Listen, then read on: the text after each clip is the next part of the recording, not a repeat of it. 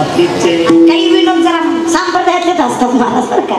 नामदेवराय म्हणतात बघा, लटके झाले कटके ते ठिकाण काही एवढे राळे, लटके झाले कटके ते ठिकाण काही एवढे राळे, पुढे पुढे चिपळी वाटी एवढे डोळे, पुढे चिपळी वाटी एवढे डोळे, लटके झाले कटके ते ठिकाण काही एवढे राळे.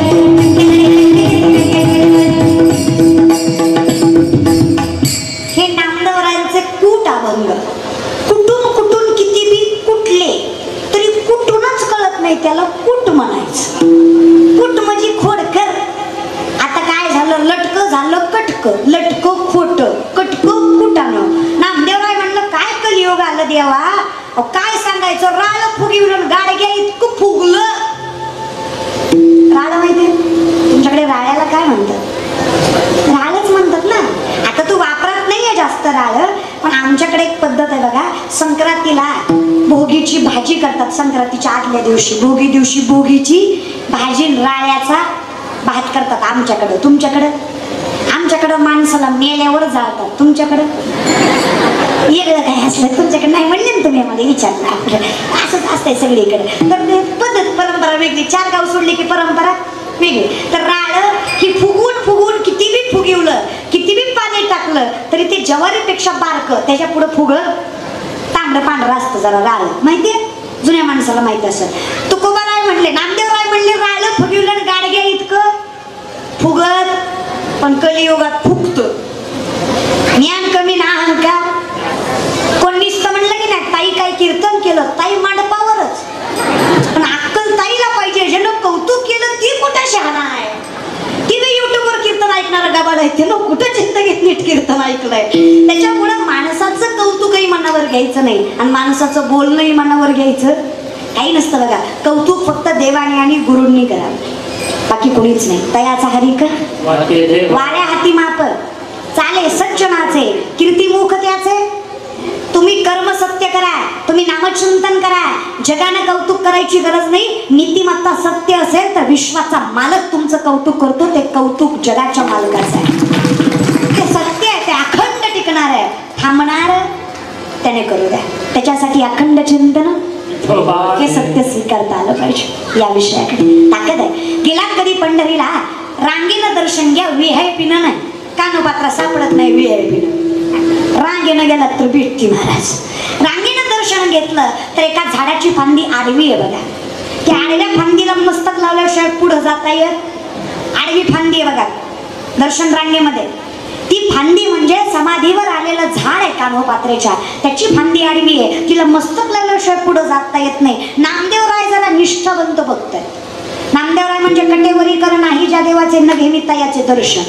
नामदेवराय म्हणले देवा ही 16.5 वर्षाची पोरगी, आम्ही हिला का तुझ्या आधी मस्तक लावायचं रे? तुझ्या चरणावर देह सोडला म्हणून नाही हो नामा.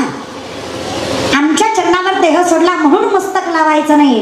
देह सोडला तरी ज्ञानोबरायांचं वचन मोडलं नाही म्हणून मस्तक लावायचं. संतांच्या वचनात करा विचार.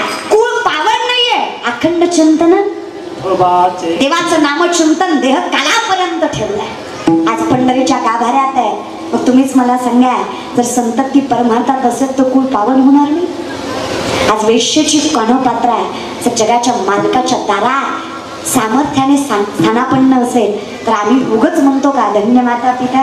म्हणून तर कौतुक आहे तुकोबांचं. जगद्गुरु तुकोबा ज्यांच्या चरणावर जगाचा मालक. तुकोबांनी चलावं तर माती विठ्ठल विठ्ठल म्हणते. दगडाला हात लावावा दगड विठ्ठल होतो. माणसाकडे बघावं माणूस पांडुरंगमय होतो. तुकोबाराय कीर्तन करायला लागले. पुणे जिल्ह्यात नायगाव मध्ये मेलेला पोरगा उठून उभा राहतो. एवढं सामर्थ्याच्या तुकोबांमध्ये. ते तुकोबा सांगतात कडो मज सेवा तरी माझ्या दैवा. ते तुकोबा सेवा करायची म्हणतात. भाग्यवानच ते कुळ. तुकोबा सांगतात धन्य माता पिता तयाची, धन्य माता पिता तयाची,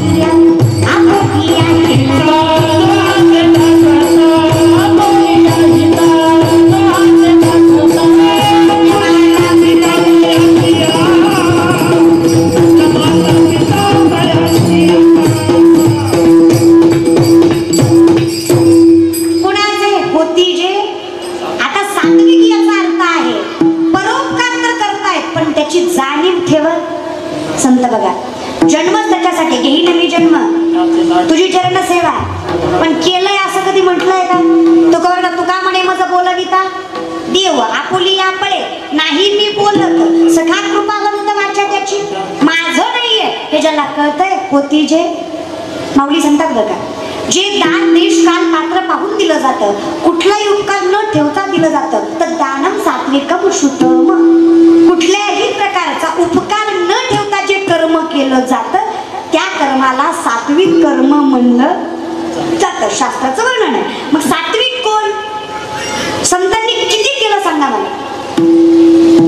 आज ज्ञानोबा तुकोबा नसते ना तर मी माणूस आहे याची सुद्धा जाणीव आम्हाला आजपर्यंत झाली नसते. एवढी कृपा संतांची आपल्यावर एवढे उपकार आहेत. मी माणूस आहे याची जाण मला ज्ञानोबा तुकोबामुळे. तर मला बाय कळली नसती बाप कळला नसता बहीण कळली नसती भाऊ कळला नसता भ्रष्टतेनं वागलो असतो. सत्य असत्य कळतं ही कृपा संतांची. आणि म्हणून या उपकाराची परतफेड संतांनी कधी मागली का? करी लाभावीनं मायच असते. तुम्ही संत माय बाप कृपावंत कायमी पतित कीर्तिवान. मग सात्विक त्याला म्हणावं उपकार केले खरं पण उपकार ठेवले अर्थात तसं. आणि यांचं कौतुक तुम्ही आम्ही कोण करणार? तयाचा हरी का वाटे तेव्हा त्याच्या हिशोबाने कुळी कन्या पुत्र होतीचे सात्विक. पण हे शक्य कसं झालं? अखंड चिंतन नामाशिवाय शक्य नाही. नाम घ्यायचं कसं काय कळालं? गीता भागवत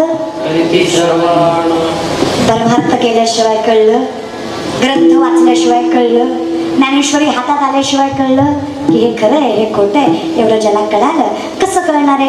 काय करावं म्हणजे आम्हाला सुख लागणार आहे? काही नाही. दोन्ही हात वर करा प्रेमाने दोन्ही.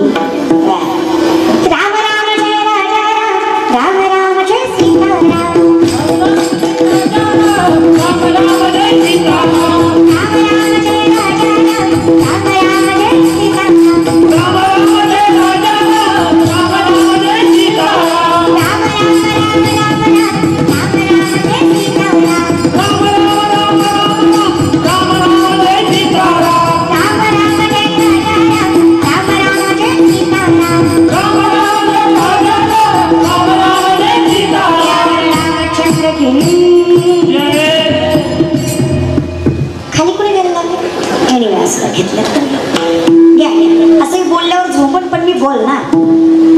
त्यातली निम्मीच लोक कीर्तनाला आली अर्धी लोक तर एकाच कामासाठी आली. टीव्हीत बघितली एकदा समक्ष बघायची असंही चालतंय. फक्त एक वाक्य कायम लक्षात ठेवा.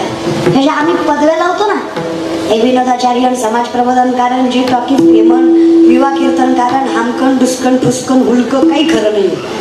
कायम लक्षात ठेवा एकच पदवी खरी आहे हरी भक्त परायण. जगाच्या मालकाचे आम्ही चाकर आहेत आम्ही त्याचे दास आहेत. कीर्तनकार कोण आहे हे ऐकून कीर्तनाला यायचं नाही. कीर्तन आहे म्हणल्यावर कीर्तनाला जायचंच. कीर्तनकार महत्वाचा नसतो कीर्तन महत्वाचं असतं. लक्षात ठेवा कीर्तनकारामुळं कीर्तन मोठं होत नाही. कीर्तनामुळे कीर्तनकार मोठं होतो. त्या व्यक्तीची पात्रता नसताना समाज त्याला मानतो. ही कृपा त्या व्यासपीठाची आहे. नाहीतर माणसाला देव मानायची ताकद फक्त नामाशिवाय दुसरं कशात आहे सांगा? गाढवाचे घोडे आम्ही करू दृष्टी पुढे. तुकोबाराय म्हणले गाढवाचं घोडं करायची ताकद नामात आहे. मग माणसाचा महाराज होत नाही. कशात ताकद आहे? नामात आहे. माणसात आहे का? अर्थात. मग कोणामुळे? तयाचा हरिक. कोणामुळे? अखंड चिंतन. कशामुळे? गीता भागवत. अर्थात याचा बाकी काहीच नाही. आणि हे ज्याला कळालं त्याच्या मुखात भजन आहे. विठोबाय रघुमाई विठोबाय रघुमाई